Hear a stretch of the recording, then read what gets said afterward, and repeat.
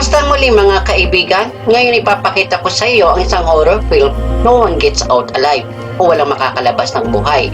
Maglipol-lipol sa unahan, magmasida at mag-iingat. Nagsimula ang pelikula sa isang mahirap na babae na pagod sa isang altar. Isang pares ng mga higanting kamay ang lumabas sa lagusan sa likod niya sa sandaling iyon. Dahan-dahang lumagapang palabas ang isang halimaw na mahigit 10 metro ang taas.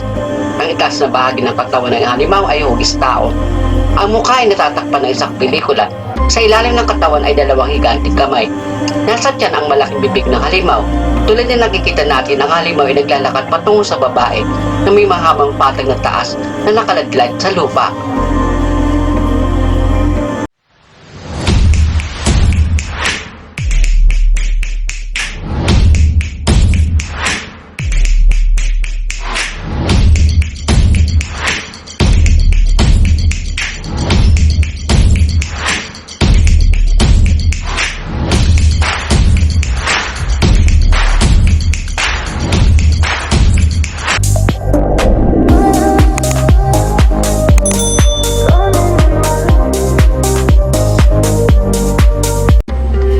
Ang pangalan ng babae ay Ambar na namumuhay sa isang miserableng buhay.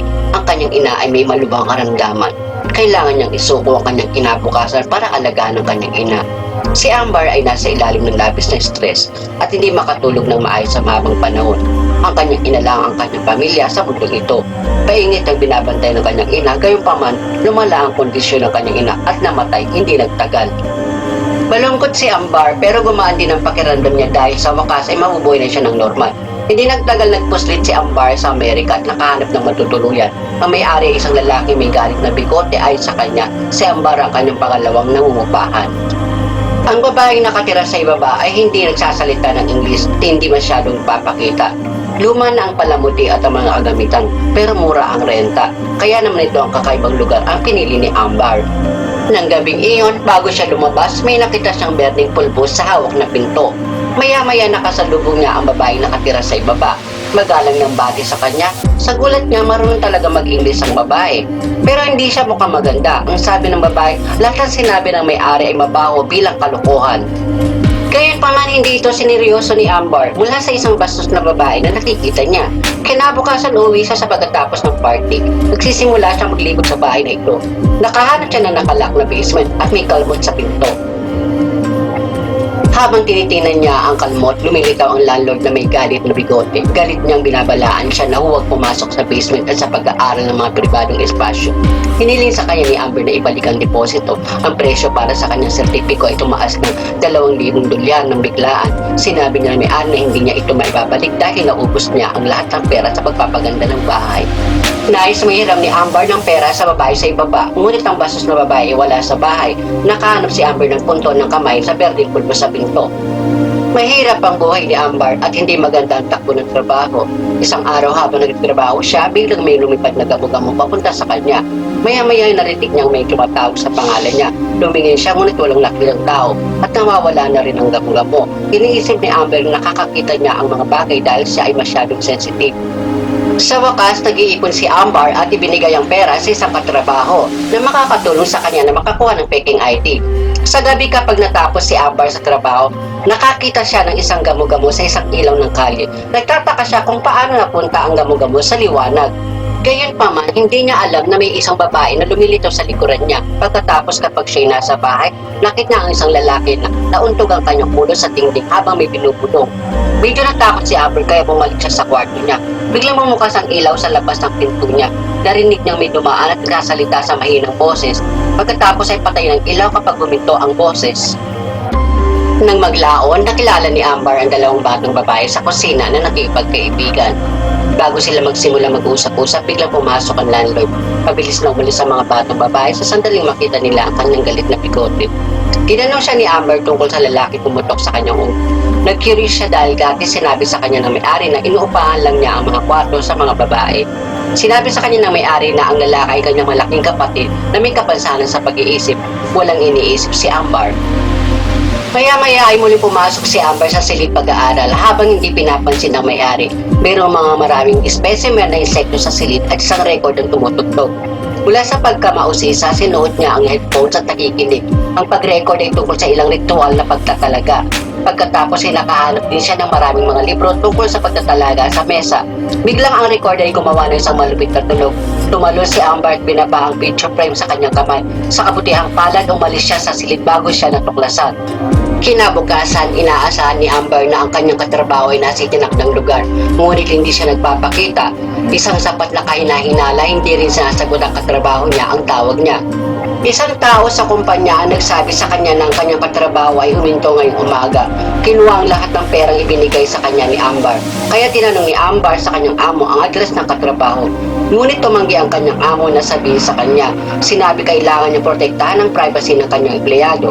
Paulit-ulit na tinatanong ni Amber na iinis ang amo niya kaya pinaalis niya ito. Kaya naman ang kanyang buhay ay magulo ngayon. Sa gabi ay naliligo si Amber upang makapagpahinga. Narinig niya ang sigaw ng isang babae na nagmumula sa kanan. Pinatay niya ang gripo at sa pagkakataong ito, malinaw niyang narinig ang isang babaeng sumisigaw at humihingi ng tulong mula sa basement. Sa sobrang takot, nanginginig si Amber sa banyo. May babaeng napalapit sa kanya pero pagbukas niya ng shower curtain ay wala na ang babae. Natakot si Amber na mag-isa sa kwarto kaya nagbihis at umalis. Ang may-ari ay nasa kanyang pintuan kapag siya ay nasa labas. Sinabi niya sa kanya na ang babae sa ibaba ay lumipat at isang bagong nangungupahan ang lumipat upang maibalik niya ang deposito sa kanya bukas. Sa hating gabi, lumipad ang isang gamo-gamo sa silid ni Amber. Habang tinititigan niyang gamo-gamo, bigla ito nagbago sa isang babae. Sa sumunod na segundo, nagising si Amber sa kanyang kama, panaginip lang pala. Ngunit ang kanyang pinto ay kahit papaano ay nakabukas, naglakad siya palabas at nakakita ng isang madilim na figura na nakatayo sa koridor.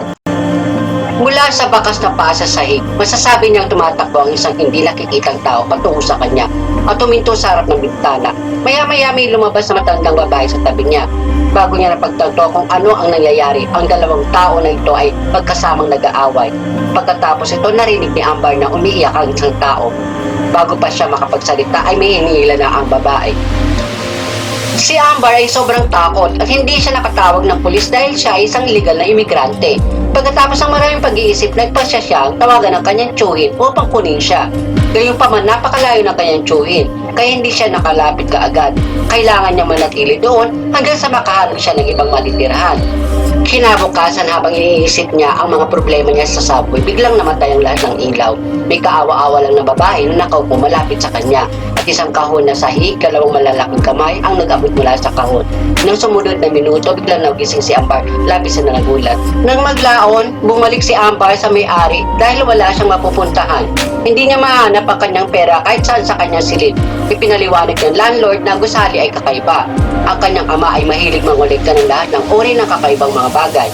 At pinatay pa niya ang kanyang ina. Naramdaman ni Amber na may hindi tama. Gusto niyang umalis ngunit pinigilan siya ng may-ari ng kanyang galit na bigote. Ang dahilan ay kailangan siya ng kanyang kapatid. Habang nag-uusap sila, pumasok ang kapatid na may-ari ng bahay. Binulong siya sa dingding tapos biglang binuhusan ng alak sa bibig si Amber. Pinainit niya ang may-ari na huwag isipin ang pagtakas na magpapalala ng mga bagay na walang pahintulot ng kanyang galit na bigote. Pagkatapos noon, lumabas ang silid ang may-ari at ang kanyang kapatid na lalaki. Ilang sandali pa, ang dalawang batang babae na nakatira dito ay tumakbo sa kanya na naranasan lamang nila ang parehong bagay tulad ni Amber. Kaya naman nagpasya silang tatlo na magtulungan para makatakas sa tingin ni Amber na maaaring ikinulong ng may-ari ang ilang babae sa basement. Tila may hindi pang karaniwang nangyayari sa gusali ito. Ang dalawa pang babae na nanaginip din tungkol sa kahon bago sila naisip na ang kahon ay nakatago sa basement. Habang sila ay nag-uusap, nakita ni Amber ng isang babae na nakatayo sa pintuan na tinatawag ang kanyang pangalan. Nang sumunod na minuto, ginising siya ng sigaw ng dalaga. Ang may-ari ng kanyang kapatid na lalaki nagsisikap na kunin ang isang babae. Sinubukan sila ni Amber na pigilan, gayunpaman siya ay hindi kasapat na malakas upang labanan ng kanyang bigote. Sa sandaling iyon, tumunog ang doorbell. Ang kapatid ng may-ari ay kinulong si Amber sa silid. Habang ang may-ari ay pumunta upang sagutin ang pinto, ito ay tiyuhin ni Amber. Nandito siya para kay Amber. Sinasabi ng may-ari na hindi pa niya nakikita si Amber dito. Ngunit ang tiyuhin ni Amber ay sumilip sa pinto at nakita ang mga bagay ni Amber. Napagtanto ng tiyuhin ni Amber na siya ay nasa panganib, kaya siya ay pumasok sa gusali at nahanap ang silid kung saan na mabilis na naroon si Amber. Sa kasamaang palad, hindi niya mailabas si Amber dahil ang pinto ay mahigpit na nakandado. Narinig ni Amber ang pakikipag-away sa labas na maglaon. Nakita niya ang isang lawa ng dugo sa ilalim ng pinto. Naunawaan ni Amber na hindi siya makakatakas. Ang kanyang mga kamay at paa ay nakakadena.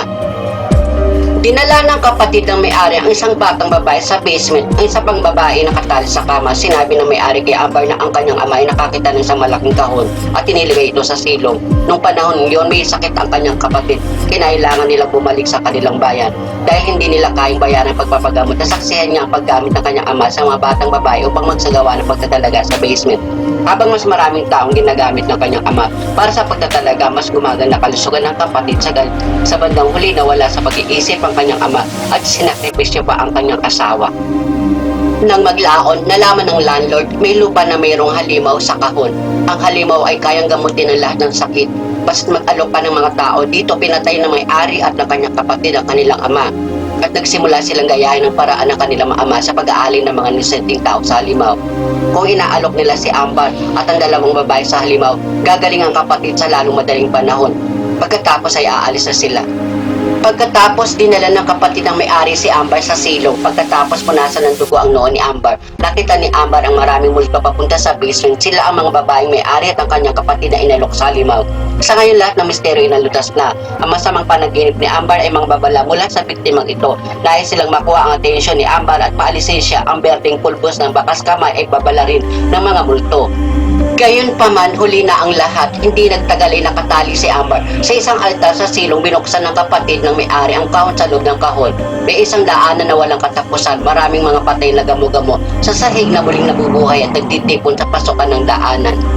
Sa sandaling iyon, ang tiyuhin ni Amber na tison sa kanya at kinalaga mga tanikala ng makalaya si Amber.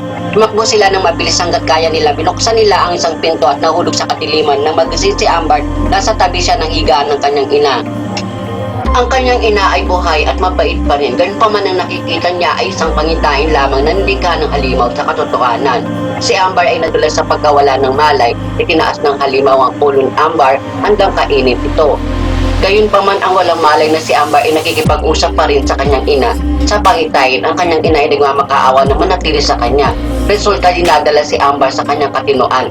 Sa sandaling iyon, pinatay ni Amber ang kanyang ina sa pangitain at nagising sa totoong mundo nang sabay nawala ang halimaw. Dahil doon, binuksan niya ang kahon kung saan mayroon isang palansay ng tao.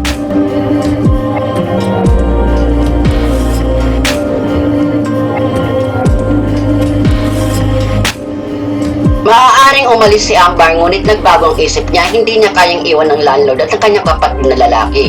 Dapat silang parusahan sa pagpatay sa napakaraming inosenteng tao.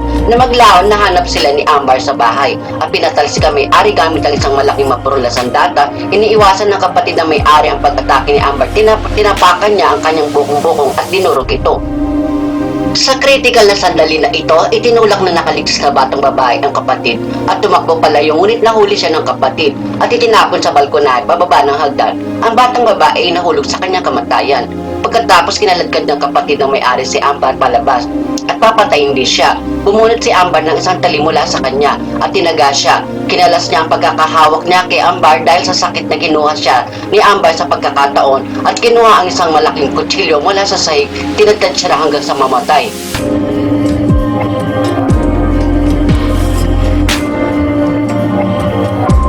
Pagkatapos ito, dinala ni Amber ang landlord sa basement at itinali siya sa altar. Pinapanood siya at ang kanyang mabaang bigote na kinakain ng halimaw. Nang matapos na ito, si Amber ay lumundag sa basement. Nagulat siya nang makitang mahimalang gumaling ang kanyang sirang bukong-bukong. Unti-unti nawawala ang kanyang mga sugat. Bigla na pagtanto niyang gumaling na siya ng halimaw at ang halimaw ay gusto makipagkasundo sa kanya para manatili siya sa kakaibang bahay at pakainin ito ng bagong biktima.